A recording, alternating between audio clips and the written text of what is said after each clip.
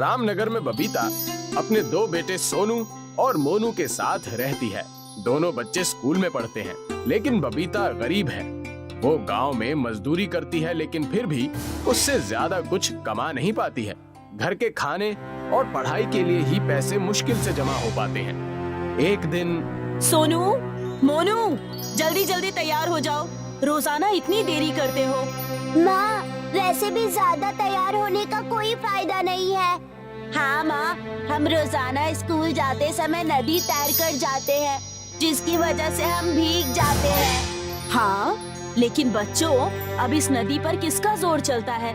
लेकिन ध्यान रखना कि नदी ध्यान से पार किया करो। हाँ माँ, नदी पर एक काका रहते हैं ना, वो हमें नदी पार कराते हैं, इसलिए हम आसानी से नदी पार कर लेते हैं। हाँ, दिनेश भैया बहुत अच्छे हैं। अब जल्दी जाओ। माँ, आज मेरे लिए दूध ले आना। हाँ माँ, सिर्फ दलिया खाना अच्छा नहीं लगता, उसके साथ दूध भी चाहिए। हाँ माँ, आज दलिया के साथ दूध भी ले आना। हाँ माँ, अब हम स्कूल जा रहे हैं। सोनू और मोनू दोनों स्कूल चले गए, लेकिन माँ बबीता बहुत परेशान हुई। मैं अपने बच्चों के लिए दूध कैसे लाऊं? सुबह से शाम तक कुछ पैसे मिलते हैं, उसमें दूध लाना मुश्किल है। लेकिन आज पूरी कोशिश करूंगी कि अपने बच्चों के लिए दूध लेकर आ पाऊं। बबीता अपने गांव रामनगर में ही मजदूरी करने चली गई, लेकिन शाम को उसके पास फिर भी ज्यादा पैसे नहीं थे। वो दुखी मन से घर वापस लौट आई। उसके बच्चे सोनू और मोनू दोनों ने देखा कि माँ दूध लेकर नहीं आई है। इस बात से भी दोनों बहुत दुखी हुए। माँ, आप आज दूध नहीं लेकर आई हो? हाँ माँ। आज पूरा परिवार दुखी मन से सो गया। अगले दिन दोनों भाई स्कूल जाने के लिए नदी पर पहुँचे। तभी दिनेश उन्हें नदी पार कराने आया। आ गए प्यारे बच्चों। हाँ काका।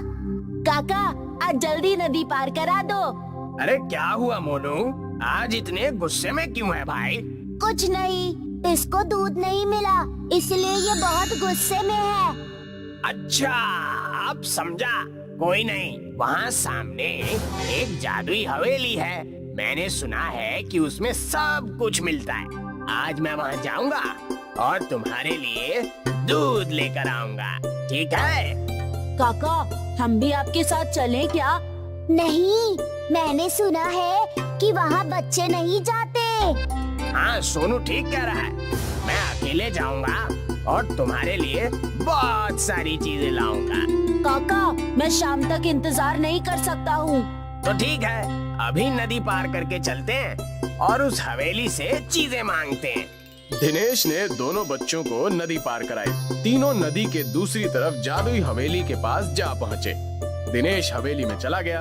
हवेली के अंदर धुआं धुआं था। कुछ डरावनी चीजें उसे डरा रही थी। दिनेश ने हवेली से बाहर निकलने की सोची, लेकिन किसी ने उसे पकड़ लिया और वो चिल्लाने लगा। अरे बचाओ, बचाओ, कोई बचाओ, मुझे बचाओ। काका क्यों चिल्ला रहे हैं? शायद उनको कोई परेशानी है। चलो अंदर चलते हैं। तभी उन्हें नदी में से एक शोर सुनाई दिया। वहाँ एक छोटा बच्चा नदी में डूब रहा था। सोनू और मोनू ने उस छोटे बच्चे की तरफ देखा और हवेली के अंदर से दिनेश के चिल्लाने की आवाज और दूसरी तरफ नदी के अंदर से एक छोटे बच्चे के रोने की आवाज आ रही थी। समझ नहीं आ रहा है कि पहले किसको बचाया जाए। भाई, काका बड़े हैं और वो खुद से भी बाहर आ सकते हैं, लेकिन ये बच्चा छोटा है, ये खुद से बच नहीं सकता। हाँ, पहले इस बच्चे को बचाते हैं, फिर काका के पास चलेंगे। दोनों भाई नदी में कूद गए। उन दोनों को खुद भी तैरना नहीं आता था, लेकिन दोनों ने हार नहीं मानी और उस बच्चे को जाकर पकड़ लिया। वो तीनों खुद भी नदी में बहने वाले थे, लेकिन तभी सोनू के हाथ एक बड़ी लकड़ी आ गई। तीनों बच्चों ने उस लकड़ी को पकड़ लिया और बाहर आ गए और फिर दोनों भाई दौड़कर हवेली की तरफ गए, लेकिन वहाँ से दिनेश की आवाज नहीं आ रही थी। दोनों भाई डर गए। काका कुछ बोल क्यों नहीं रहे? पता नहीं ऐसा क्या हुआ। हे ईश्वर, सब कुछ ठीक रखना। दोनों भाई अंदर गए तो उनके होश उड़ गए। उन्होंने देखा कि दिनेश बैठकर भोजन कर रहा है और एक महिला उसके पास बैठी है। वहाँ बहुत सारा भोजन रखा है।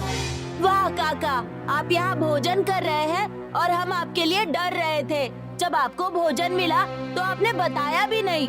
हाँ काका, मोनू बिल्कुल सही कह रहा है। इसमें इनकी गलती नहीं है। जो बच्चा पानी में डूबा वो मेरा ही बच्चा है। मैं सिर्फ ये देखना चाहती थी कि तुम कितने अच्छे हो, इसलिए मैंने उसे पानी में डुबाया, जिसके बाद तुम दोनों ने अपनी जान पर खेलकर उसे बचाया। मैं इस बात से बहुत खुश हुई। सच्ची? हाँ, और अब ये जादुई हवेली मैं तुमको दे रही हूँ। इसमें तुम्हें कभी कोई जरूरत नहीं पड़ेगी। तुम अपने परिवार के साथ खुश रहोगे और मैं अपने बेटे के साथ अब एक अलग दुनिया में जा रही हूँ। अब तो हमें नदी भी पार नहीं करनी पड़ेगी। दोनों भाई बहुत खुश हुए और अपनी माँ के साथ जादुई हवेली में रहने लगे।